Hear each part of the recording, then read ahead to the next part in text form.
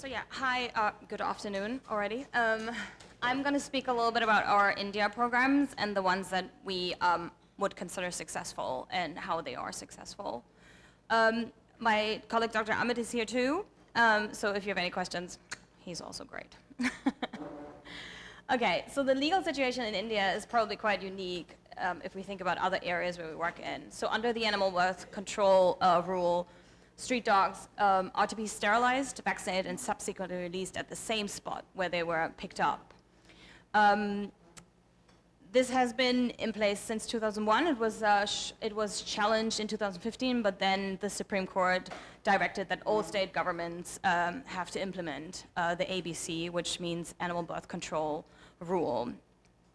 So what that means in the field basically is that everyone has to do catch, neuter, vaccinate, and release. And that's basically, it.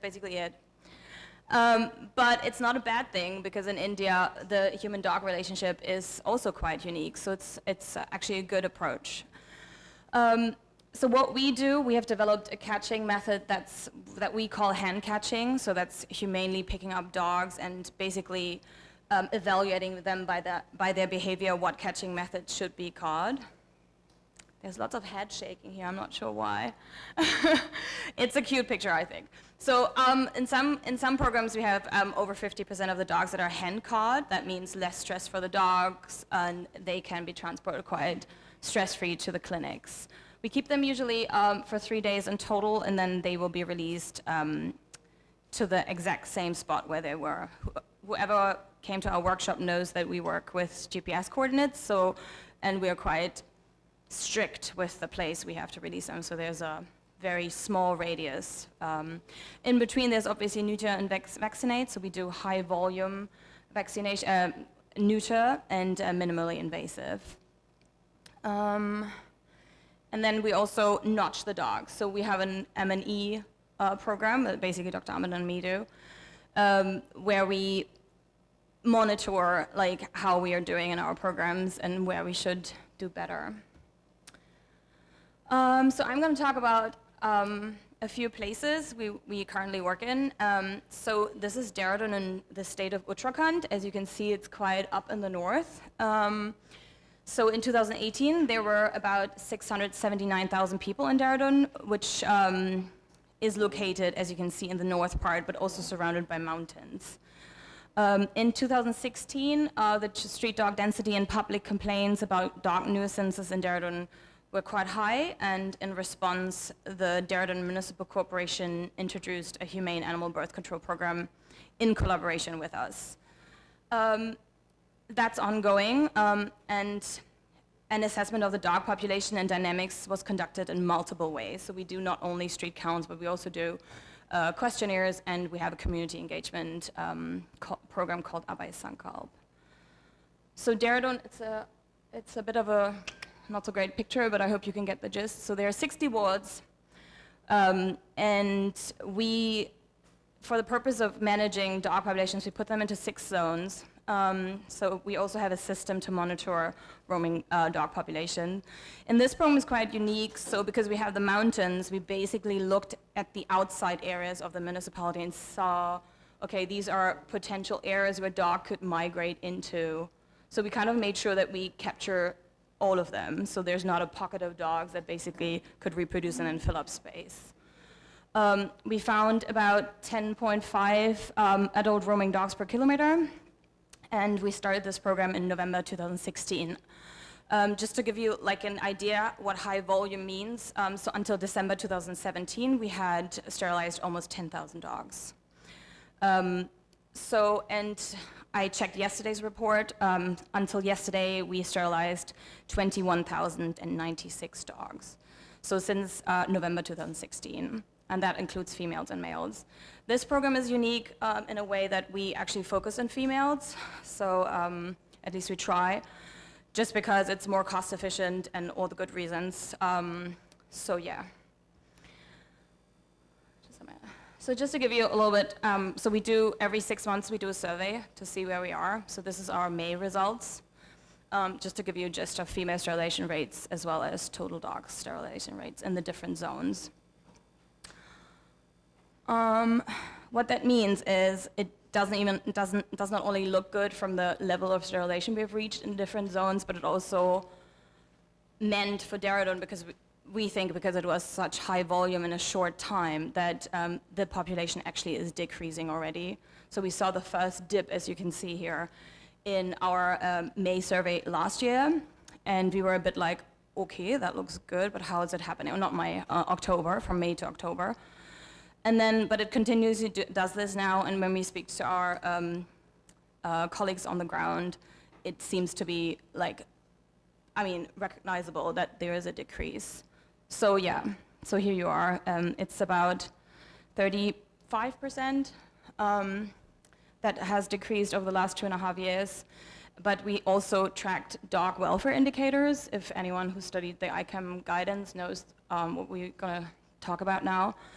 So what happened is, in pups, you can see, so I split it up in May and October, so basically pup season, not pup season. But as you see, in May, you see more puppies, not because they were born there, but because they are visible on the street. Whereas in October, they are likely somewhere hiding, waiting for mom to come back to give them milk.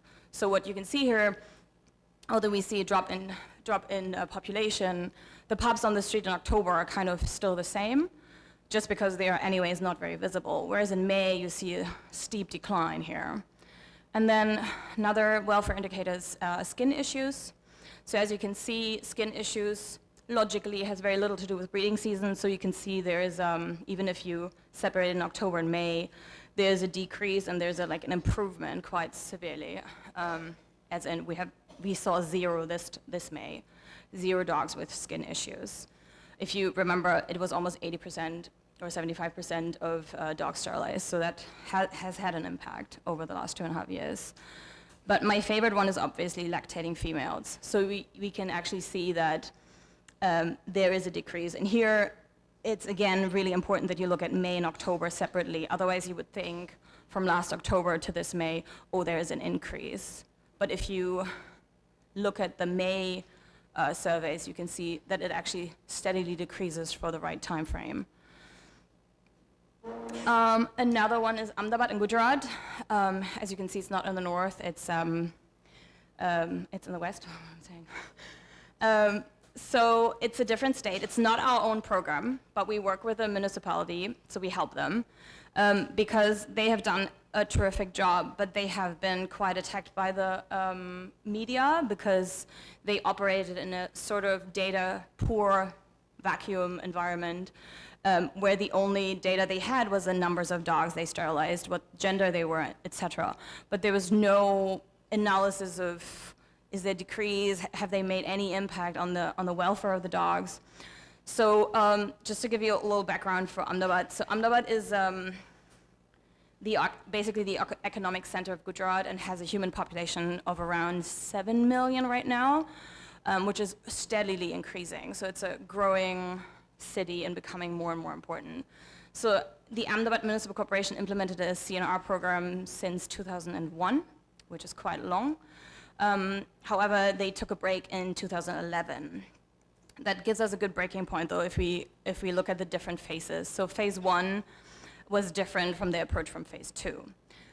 So in phase 1, between 2001 and 2010, so 10 years, they sterilized 88,456 dogs, which sounds a lot, but actually just reached 14% of the population. Whereas in between 2012 and now, so 8.5 years, they sterilized 208,274 dogs, so quite a lot more. And they have reached a sterilization rate of over 60%, so 60.4 actually. We did some calculations based on the survival of the dogs that were released after being sterilized, and we estimate that there are currently 149,304 dogs on the streets of Ahmedabad, whereas the population in 2001 was estimated to be 226,586 dogs. Meaning, obviously, there's some wiggle room. It's not like census. We didn't speak with every dog, but it's estimated. And so if you look at the dog population in relation to the human population, though, and we don't think about them as isolated from the human population, then we see an even steeper decrease. So if we look at dog density decrease, we see from 4.2 dogs per 100 people in 2010 to 2 dogs per 100 people today. So, and if we look at the reduction in percentage, it's 34.1% of the total dog population, but it is actually over 50%, as you can see, when we look at it in relation to the human population. What that also means is, here, obviously, because we didn't monitor it every 6 months, we did one survey in 2010, and now a survey. We can't look at welfare indicators, but we can look at rabies, and that looks really good for Ahmedabad.